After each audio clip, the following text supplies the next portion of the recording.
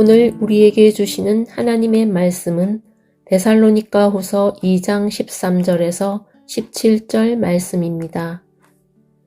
주께서 사랑하시는 형제들아, 우리가 항상 너희에 관하여 마땅히 하나님께 감사할 것은 하나님이 처음부터 너희를 택하사 성령의 거룩하게 하심과 진리를 믿음으로 구원을 받게 하심이니, 이를 위하여 우리의 복음으로 너희를 부르사 우리 주 예수 그리스도의 영광을 얻게 하려 하심이니라. 그러므로 형제들아, 굳건하게 서서 말로나 우리의 편지로 가르침을 받은 전통을 지키라. 우리 주 예수 그리스도와 우리를 사랑하시고 영원한 위로와 좋은 소망을 은혜로 주신 하나님 우리 아버지께서 너희 마음을 위로하시고 모든 선한 일과 말에 굳건하게 하시기를 원하노라. 아멘. 데살로니가에 있는 교회는 큰 문제가 있었습니다. 어떤 이들이 바울의 이름을 빙자하여 주님의 날이 이미 임했다 혹은 곧 임할 것이라고 선포했고, 이로 인해 교회가 큰 혼란에 빠졌습니다. 교인들의 일상생활이 무너졌습니다. 게으른 자들이 생겨났고 분란을 일으키는 자들도 발생했습니다. 이에 바울은 데살로니가 후서를 통해 그들의 믿음을 견고히 세우고 건강한 일상을 회복할 것을 촉구하였습니다. 오늘 본문은 그런 맥락에서 살펴보아야 합니다. 2장 1절에서 12절은 불신자들과 미혹된 자들에 대한 심판이 기록되어 있습니다. 이어지는 오늘 본문은 신자들에 대한 위로가 기록되어 있습니다. 한글 번역은 반영하지 않았지만 13절은 그러나로 시작됩니다. 즉 12절에 진리를 믿지 않고 불의를 좋아하는 모든 자들로 하여금 심판을 받게 하려 하심이라. 그러나 주께서 사랑하시는 형제들아 라고 읽어야 하지요. 13절에서 17절의 구조는 대략 이렇습니다.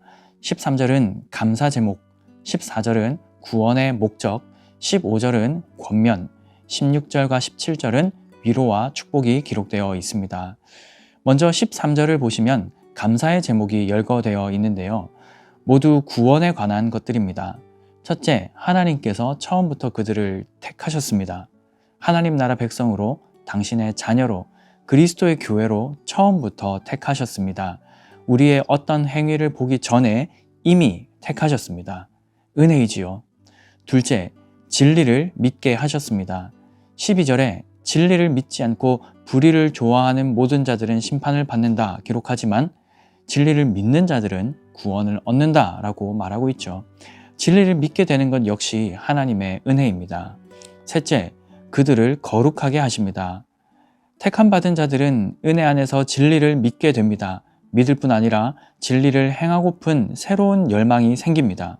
비록 연약한 육신을 가지고 있어서 완전한 삶을 살지는 못하지만 끝없이 거룩해지고픈 욕구가 솟아서 예수님을 닮아가는 삶, 점점 거룩한 삶을 살아가게 됩니다. 데살로니가 교회는 이 세 가지, 즉 하나님의 주권적 선택, 믿음이라는 선물, 그리고 성화라는 놀라운 구원을 선물로 받았습니다.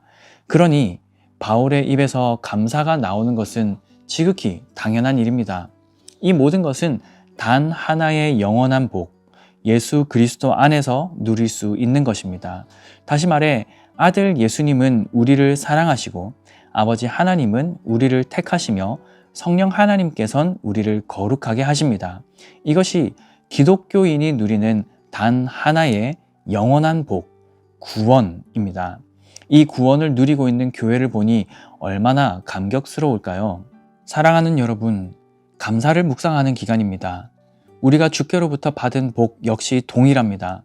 하나님 아버지의 주권적 선택, 예수 그리스도의 사랑, 성령님의 도우시는 은혜는 모든 시대, 모든 신자가 누리는 구원의 복입니다. 감사가 넘쳐나야 합니다. 이 귀한 은혜를 깨달아 알고 누리며 살아가는 사람이라면 그 사람의 삶의 형편과 관계없이 하나님을 찬양할 수밖에 없습니다. 우리 모두가 그런 구원의 은혜를 매 순간 누리며 살아가길 간절히 소망합니다. 이 모든 복의 목적은 무엇인가요? 구원의 목적은 무엇입니까? 14절입니다. 이를 위하여 우리의 복음으로 너희를 부르사 우리 주 예수 그리스도의 영광을 얻게 하려 하심이니라. 목적은 우리 주 예수 그리스도의 영광을 드러내는 것에 있습니다. 간혹 우리는 구원의 목적을 우리에게 둘 때가 있습니다. 하나님께서 우리를 사랑하시니 우리를 구원하셨다고 생각합니다. 물론 맞는 말이지요. 그러나 순서를 다시 생각해야 합니다. 구원의 첫째 목적은 그리스도께 영광입니다. 그리스도께 영광이 되는 구원 사역이 우리를 복음으로 부르시고 영원한 생명을 주는 구원인 것이지요. 그러므로 신자의 삶의 목적은 칭의에 있는 것이 아니라 성화를 통해 하나님의 영광을 드러내는 것에 있습니다. 구원받은 것 자체가 목적이 아니라 구원받은 자의 삶을 통해 하나님께 영광 돌리는 것에 그 목적이 있습니다. 모든 신자의 삶의 목적은 단지 구원이 아니라 그것을 통해 하나님께 영광 돌리는 것입니다. 이어서 바울은 그들을 권면하는데요. 15절입니다. 그러므로 형제들아 굳건하게 서서 말로나 우리의 편지로 가르침을 받은 전통을 지키라. 주님의 날에 대한 새로운 가르침에 혹하면 안 됩니다. 이단적인 모든 교훈에서 돌아서야 합니다. 전에 들었던 복음, 그 교훈을 기억하며 굳건하게 서야 합니다. 그러나 여러분, 우리 모두는 잘 알고 있습니다. 순종이 얼마나 힘든지, 진리 위에 굳게 선다는 것이 말처럼 쉽지 않다는 것을 잘 알고 있습니다. 어떻게 해야 할까요? 바울은 예수 그리스도와 하나님 아버지께서 그들을 굳건하게 해주시길 축복하고 있습니다. 마음의 위로를 주시고 선한 일과 선한 말에 굳건하기를 축복합니다. 다시 말해 우리의 힘으로 아등바등 순종을 이루라는 것이 아니지요.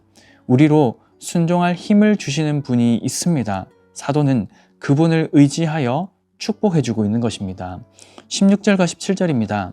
우리 주 예수 그리스도와 우리를 사랑하시고 영원한 위로와 좋은 소망을 은혜로 주신 하나님 우리 아버지께서 너희 마음을 위로하시고 모든 선한 일과 말에 굳건하게 하시기를 원하노라.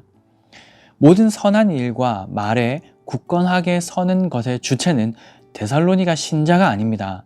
우리 주 예수 그리스도와 우리 하나님 아버지이십니다. 주께서 그들을 굳건하게 하시기를 원한다고 기도하고 있습니다.